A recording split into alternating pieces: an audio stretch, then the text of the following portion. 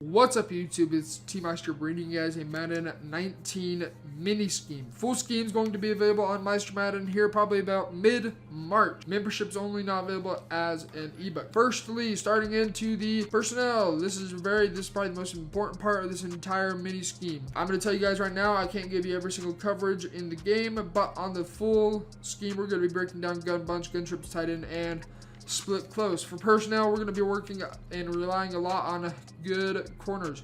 Corners down here, I don't know who Williams is. Sorry. I guess he may have high hit power. But for these guys, if we're going to be playing in the flats a lot, they need to be able to work in the run very well. So since I know Mel Blount has good hit power, I'm going to go ahead and just throw him in there. Rod Woodson's also good for the run game. These two guys are just going to be freaking beasts for the run. Now, as far as these quote-unquote safety notice, I have Champ Bailey and I have Deion Sanders. You need top tier, elite tier man covering corners for this to work. We're going to be doing a lot of cross manning, especially in the full scheme for trips tight end and gun bunch. We're going to rely a lot on cross man, so you need good man coverage corners.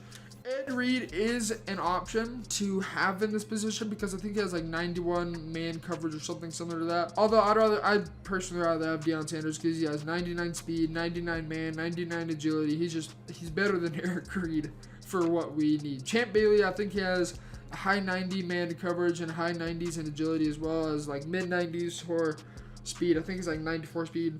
That still works. Most times Deion Sanders is going to be used in the cross man instead. And Champ Bailey oftentimes will be put into middle third depending on what the opponent's doing, what formations they're showing us as well. Full defensive scheme. Check it out when it is available, probably March 15th.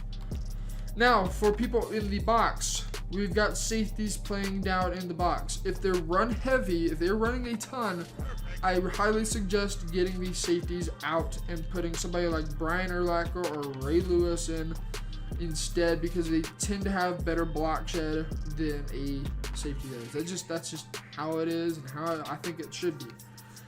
For coverage, on the other hand, you could put in Derek Brooks, although I would much rather have safeties in that position instead. So you guys have probably noticed this requires a lot of secondary on your team. This requires at least 4 corners. I'd probably prefer to have 6 or 7, to be honest. I don't even know if you can have that many. The reason for that is if they do get tired, you can at least have somebody sub in for 1 or 2 plays, or you're going to be forced to use a timeout. For the box, you notice we have strong safety here, strong safety there, and a free safety right here. So you can have at least bare minimum 2 strong safeties. That is the bare minimum. I'd probably say 3. If you guys can fill every single spot on your team, that is ideal. Again, these two are kind of pending on what our opponents are going to be doing. Run heavy, get rid of these 2, put the linebackers back in, put your best shed linebackers back in, because you're going to be relying on the computers to get sheds, and then you're going to be relying to get yourself speed to be able to shoot through the gap that they do open up for you. Right here, you have no option. It's always going to be a secondary. You notice you can put, I don't even know how you say his name, Williams in there. You can put Ed Reed there, Paul Krause. We're going to leave Brian Dawkins. If you have a hard-hitting, fast safety, leave him right there. Brian Dawkins fills that out very well. He takes that and he runs with it. So we'll leave Brian Dawkins right there. As far as audibles, man coverage, yeah, it will work. Although I don't like man coverage personally. I feel like it's too easy to beat, especially when you go against the elite tier receivers. Simple slants, ends and outs will tend to beat it. Even double moves murder it. So I try to avoid straight man coverage unless you're going against a team that is significantly lower in overall. If it's an 85, you're like a 90, you can literally just run man coverage stock and box them up fairly easily. So we're going to go ahead and get rid of cover 2 man. We're going to go into cover 3 sky. Match, cover 3 match, I don't like. And this is kind of where you got to be careful. I've got a defensive mini scheme built. It's a multi-part for cover 6. So you guys can go check that out. So I'm going to put in cover 6 and then SSLB blitz I'm going to get rid of. And this is kind of how you want to do it. Cover 3, in my opinion, I think everybody else would agree with me here. Cover 3 is very easy to expose. It's not a very good defense this year. So instead, we're going to be working in SS Blitz 2. We're going to have that set as an audible. You guys can check that down below. That will be down below in the description. You can go check that out of how to set the splits up. Cover 3 Sky, again, you have to be careful. It can generally be good for stopping crossing routes without requiring a cross man. The most efficient way, though, I'll be honest, is to cross man every single time instead of relying on the zones to play it, because they tend to stay up with it stride for stride a lot better than having to play it purple, which sometimes works, sometimes doesn't. Again, it's easy to manipulate. The play oftentimes I'm going to be coming out in is a cover 2 to just get used to my opponent's tendencies. I'm going to come out in just a stock cover 2. I'm not going to change it unless depending on the formation again, I will sometimes middle third one of my linebackers to prevent a one-play touchdown against cover 2. Very easy to do if you run it stock. Again, the full scheme up on MeisterMadden.com. That will be down below in the description. You can expect it probably second or third week in March. I'm trying to shoot for March 15th, somewhere around there, to get the full scheme out for you guys. Let's go. Let's just start into trips tight end. Spread formation. Let's just go double cell. So in a spread formation, don't press. I will never press you if you go into a spread formation because I am too concerned about unbumpable routes, and generally spreads get a lot better release than a tight formation such as gun bunch. So for this, oftentimes I'm gonna put my middle linebacker into a middle third, and there's a lot more that I can go into, but that's gonna be saved. For a gun bunch, on the other hand, I'm gonna go in space and switch. We're gonna go ahead and press. Now I'm gonna give you guys a little tip right here. First off, this guy should press, but he doesn't want to. If you do a simple press without baseline press, you can now hit Y, A, which is individual coverage. It's not a zone, it's just shading. Then I'm always worried about this lone receiver, Larry Fitzgerald or whoever it is, especially Tyreek Hill or Randy Moss. So I'm gonna hit X up on the right stick, and that's gonna back him off. If you do a baseline press, which is Y right on the D-pad, Y down the D-pad, we're gonna go ahead and stay right here again. Y, A, X, up on the right stick, nothing. I don't know if that's how the game's meant to be, but in game it works the same way as practice mode. I don't know why, but so that's just a little tip right there. The shading doesn't work either if you do a baseline press, or if you just do a simple baseline, it doesn't work. Like I'm hitting right, left, it ain't working. I think the game kind of got broke that way. So just keep that in mind. If you do, let's just go ahead and reset. I don't know how good of a reset. It didn't quite reset it. So if you do decide to reset in a game, it will reset it for you properly. Practice mode, it doesn't.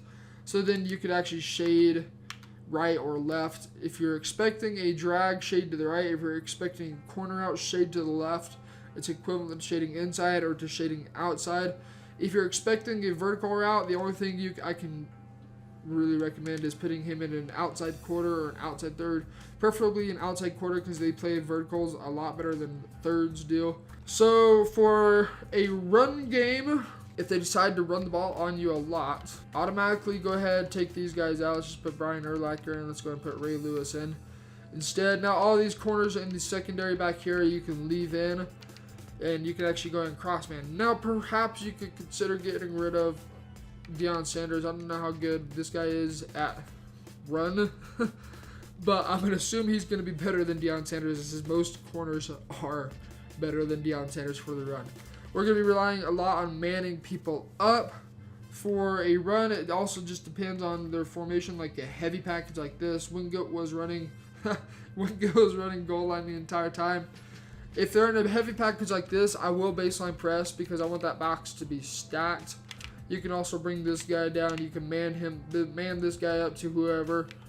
And then it just all depends, because you have to be aware of, in a halfback dive, the meta currently for a halfback dive, see if I can recreate it real fast, just make sure my halfback dive, is they're going to hand it off and cut it to the outside or something. Wow, Kareem Hunt is moving slower than, jeez, he's moving slow. Oftentimes they're going to bounce to the outside. See if I can't get a better player in a halfback dive. They'll bounce it to the outside depending on what side's going to be open.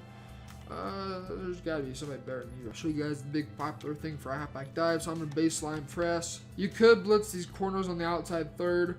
The only thing with that is you're going to give up a touchdown potentially if they put somebody like Travis Kelce, or however the crap you say that name, X, on a fade route and motion him out, you're going to give up a touchdown very, very quickly. So that's just something I'd be very careful of.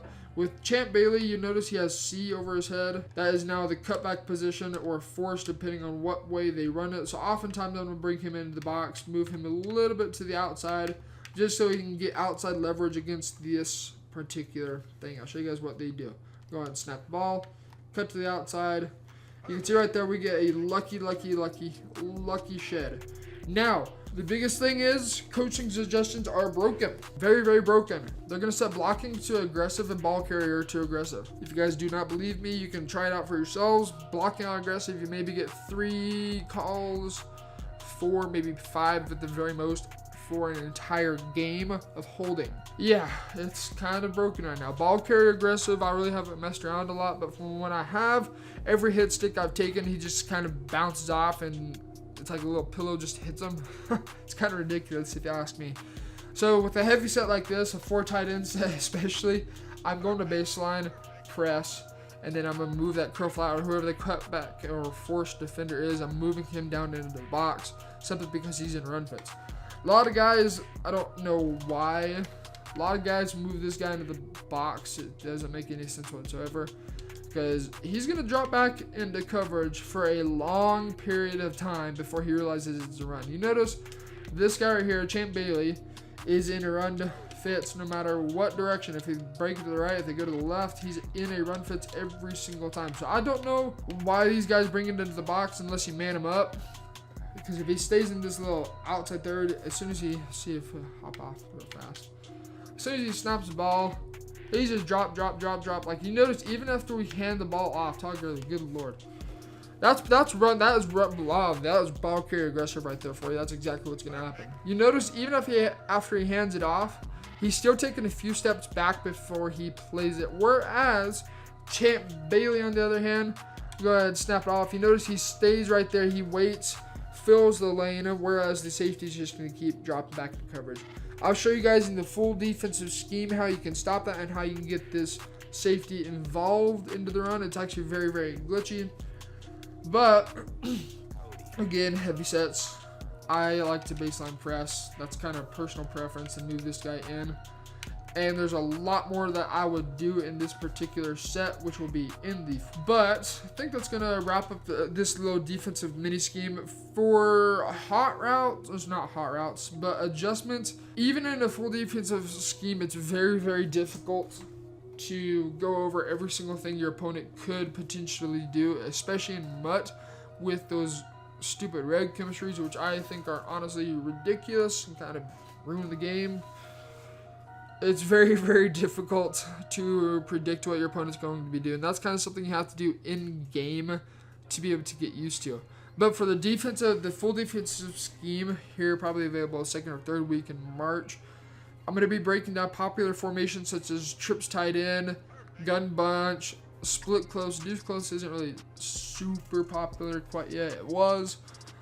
And as well as a few others such as gun tight and Y off trio weak with that stick and up. It's very, very good play. So we will wrap up this little defensive mini scheme. Again, the mini schemes aren't meant to cover a lot. It's just kind of something to give you guys to roll with. And until next time, this has been T Meister. Get in the lab. See ya.